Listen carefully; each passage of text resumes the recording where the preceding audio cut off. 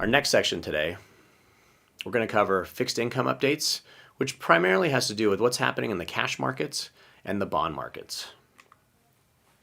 So a lot going on here. So the headline, cash on the sidelines continues to reach historic highs, but still trails bonds. So on the left-hand side, it shows the money market assets that are on the sideline.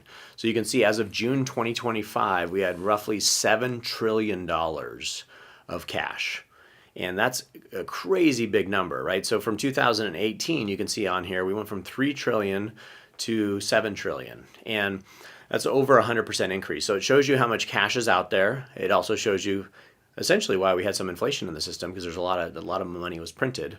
But if you look back at this and you see some of the charts, like 2008 was when we had the financial crisis, we saw a peak in cash levels. And so how I read this is that there's a lot of investors that are parking money because of uncertainty. Also, money market rates are offering attractive interest rates, right? We're seeing 4%, and essentially for 15 years prior to this, we saw interest rates on money markets at close to zero. So the positive side of this is that on a go-forward basis, this tells us that the stock market, the real estate market, riskier assets likely have some more upside, because this cash may not always want to be in cash, and it has to find a home. And where's it going to go? Short answer is no one knows. Is this money going to be allocated towards bonds? Is it going to go to stocks? Is it going to go to real estate? Is it going to go to crypto? Where's it going to go? The reality is it's probably a combination of all of the above. And so that should bode well for the future of the financial markets, because we have a lot of cash on the sideline that, again, eventually will find a home, especially as the Fed cuts rates. We all might be satisfied with getting 4% on our money when it's at 4, right? If we're getting 4, like, hey, this is kind of not a lot of risk here, I feel confident. But what if the Fed cuts rates to 3, right? And all of a sudden I'm getting 3% in my cash. I got to pay tax, so maybe I'm left with 2 or 1.5. Then you have inflation, right? So eventually, as rates come down slightly, like I mentioned before, you're going to see this money get put to work. Now, on the right-hand side, this basically shows, like, okay, well, we know like cash is doing okay, but typically when you look at the environment we're in with this much cash on the sideline, how does it do on a 1-year basis relative to bonds, relative to stocks, relative to like a diversified portfolio? So, this stat basically shows over the last year, 93% of all bond mutual funds and ETFs outperform cash.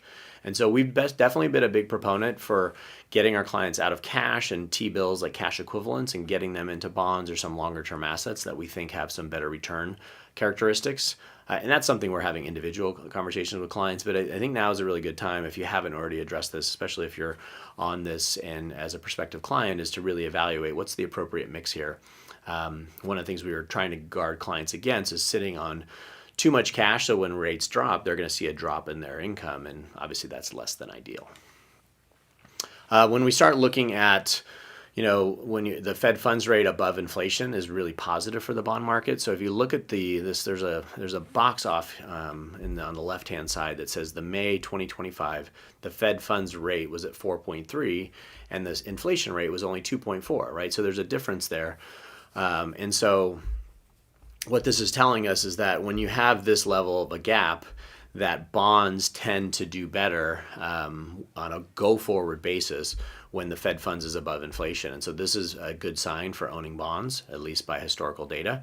And so that tells us that if we've been sitting in cash, this might be a good time to really look at some of the opportunities to get some potentially higher yield, but also potentially lock in with adding some duration and looking at for some of the opportunities. There's a bunch going on here on the right-hand side, but it just basically reaffirms that same point.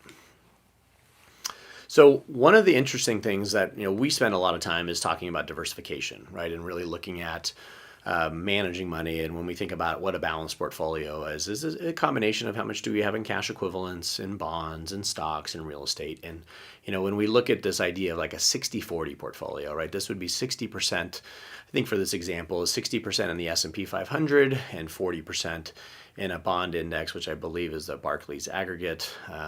We might be using actually, this looks like it's a government index. And so what this chart shows you is that on the left-hand side is that, since 1926, which is the bottom, a typical 60-40 portfolio has about a 66% upside, right, and about 57% downside. So what that means is that, in lieu of just buying the whole market, or compared to against just owning the market, is that you're not going to get the full upside of the market, but you're also not going to experience the downside. That is what positive diversification looks like, is this 66 up to 57 down.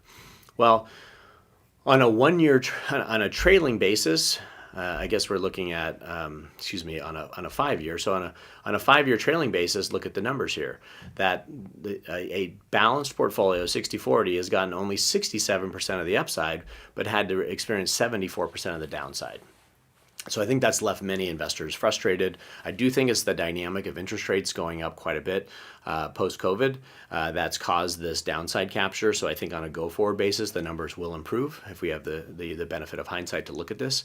But just wanted to acknowledge that this was a tough stretch for diversification, because we've all known, hey, if I own bonds or cash, it's really safe. But this last 5-year period has been a tough time to have that level of diversification and that type of mindset, I should say. Lots going on here, but this basically just shows that, current yield is a really good indicator of future return. So right now you can see this dot here that says, okay, our current yield on a bond portfolio, the U.S. Ag, is around 4.5%. So our forward 5-year return is probably 4.5%. So yields match up pretty closely to this. And so just trust me on this, is that when you look at where the rates are today, that does help us with a pretty high level of certainty predict what the next 5 years are going to look like, which is why people gravitate towards bonds, right? Because when you can have some more predictability, that makes investors feel safe. It also helps from like a spending and a planning perspective to be evaluating that. If you're new to Vance Wealth and you're just uncertain about what's happening with your tax strategy, your investment approach, or you just want a second opinion, we'll do a complimentary consultation. So please just reach out so that we can, we'll want to gather some documents, ask you some questions, and then we'll be able to give you a report that does a deep dive on your investments and your plan and give you some guidance, and maybe would be a good fit to help you on a go-forward basis. You can reach us, you can schedule an appointment, just go to vancewealth.com. And you can schedule an appointment there, or you can call the office at 661-775-0950. Thank you very much. I hope you found our 2025 mid-year economic and market update valuable. Again, please like and subscribe on the YouTube channel, and we're looking forward to reconnecting in the future on our next video. Thanks.